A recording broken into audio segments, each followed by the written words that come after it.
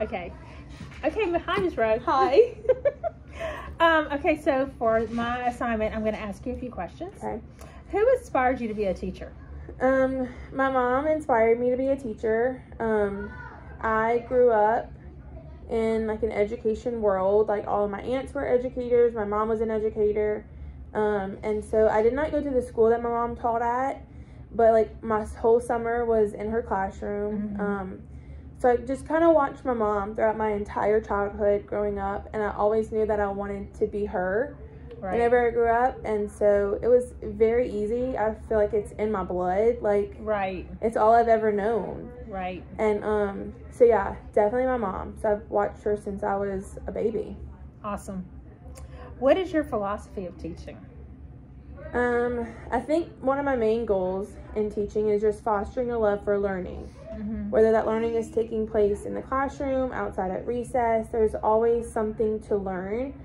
And I want the kids to know, like, learning never stops. And, like, we can go outside during recess and still learn about the weather, learn about the animals that we see behind, like, in the lake behind our the school's property. There's just always something to learn, and I want the kids to always, like, be excited to learn, and know that learning never stops. Right. How do you like your classroom to look and feel? I want my classroom to feel welcoming. So like my classroom is like full of bright colors. I want it to be somewhere that the kids want to be, like happy. I want them to feel loved in the classroom, and like respected. Awesome. Do you have a classroom management plan?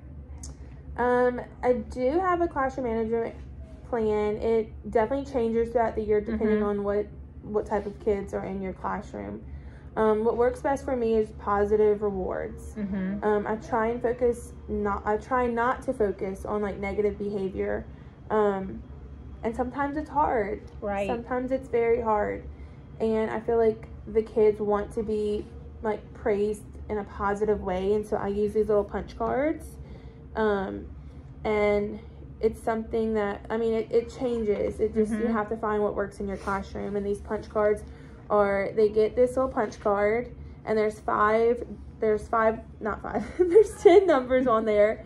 And if I catch them doing something good, I give them a little punch. And every time, like, when they get all of these 10 these cards are punched, they get out of the prize box. Okay. And so it's something that, like, before I did it, like, I gave it to them every Monday, and by Friday you needed all the 10 to be punched, and then the next Monday you would start over. And I learned that it didn't work how I wanted it to, and I felt bad for the kids who never made their goal on Friday. So then I stopped doing that. It's always changing. And so now it's just whenever you get your 10, you get your prize box. So, like, there's times wherever I'm pulling the prize box, like, every day, every afternoon, just depending on their personal goal. It's not like a classroom goal. It's their personal goal of being positive and doing what's right at school. Oh, I love that. Yeah, it works really good. Do you use restorative practices in your classroom? And if so, what exactly do you use? Like, conferences or circle time? We don't really see that a lot in kindergarten. I feel like if we need to, I rely a lot on like relationships with the kids and fostering that relationship with them and like their friends. But yeah, just strong, positive relationships and conferences with them would be what we would use. Right. And are routines and procedures important in managing your classroom? And which procedures and routines do you think are most effective? I truly believe that procedures and routines are probably the most important. If you do not set those expectations the first week of school, you're setting your whole year off to be just a disaster. And it's not even just the first week of school to set these routines and procedures and expectations. You're going to have to go back and reteach all of that throughout the year. So like after Christmas, you're gonna have to set your whole day and make sure you retouch all of the procedures and routines. And I mean, it could possibly be even every Monday. Like, they'll forget everything on the weekend. You have to revisit it on like every Monday. Just remind them. I mean, everything is just so important to create a routine. Right. Everything. Lining up. I have how to to have a walk in the routine. line. Oh, yeah, me too. And I know that, like, the kids, like, they do so well with a routine. Like, they know that after the bathroom, they walk in the room and they immediately get their math workbooks. And it just makes the day go by so easy. And, like, it's so interesting to see, like, how good they pick up. Right. And, like, it's February right now, and, like, they are in such a routine that they know exactly what we're doing next. And it sets the classroom up to be so successful in that day. It's awesome. Okay, so when students break classroom rules or procedures, how do you handle that? It differs depending on what type of rule that they break. Again, I try and focus on the positive. In my classroom, I like to give them 3 tries. I know that they're kids. I know that, of course, they're not going to be perfect. So before I go to any type of like correcting them, I give them 3 warnings. And if they continue, then it would be marks and folders, and it would be parent contacts. And like this year has been a great year. I give them their warnings, and they really take that into consideration and they fix it. And like this is my first year where I hadn't had many marks in my kids' folders this year. And I don't know if it's just the way that I run things, and like I'm like try and focus on the positive, or like the kids really know my expectations. And so I really don't know, but I try and focus on the positive. I try and give them chances. And I mean, if they do make a mistake that's like a big mistake, I pull them to the side, conference with them one-on-one. And depending on what it is, I would get like administration involved, depending on what it would be. Right. So do you help create the curriculum, or do you follow the standard pre-written curriculum, and where is it stored? So so this year is our first year that our school is giving us the opportunity to like dive in and like cut and paste things that we don't want in our curriculum. So our curriculums are both pre-written, and we are given the opportunity. We are broken into teams. We have a ELA team, a math team, a phonics team, and we're able to like dive into the curriculum, take things out that we don't think are necessary for the kids to do in order to reach the standard.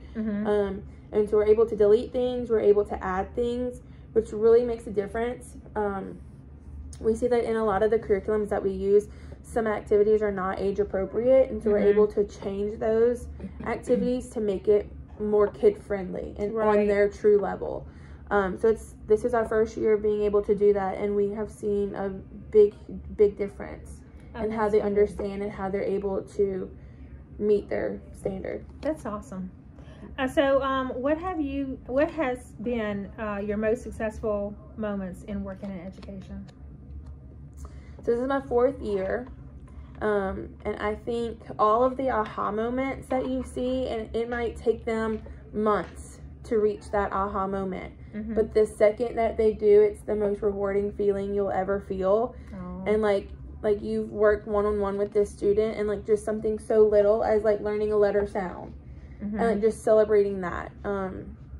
So definitely all of the aha moments, and also like when our kids leave, so they leave our school and they go to a different school for 1st grade, and being able to see them in like the elementary setting, like 1 through 5th grade, and like see that they are successful at that school and know that you had a part in that is rewarding. Getting letters from them, and like you taught them how to write, and they like send you letters of like paragraphs, and you're like, I helped that. Like it's so rewarding. Aww. It's very sweet. Well, what teaching advice would you give me? If I had to give you advice, and it's something that I am telling myself as advice to, is don't sweat the small stuff. Right. There are lots of things that are going to happen that you can't get fixated on, and like you can't focus on the small things. Like if you come in and if you focus on the kids, like that's your job. Right. Like you were only focused on making sure each student gets to where they need to be at the end of the year. And it's something that I definitely tell myself every morning. Don't sweat the small stuff. Right. It's hard. Yes, it's it is. hard. It's so hard. In regular life, it is. Yeah, it is. And it's something that I tell myself every morning. But yeah, that would be the number one advice. Well, thank you for talking to me. You're welcome. All right. Oh.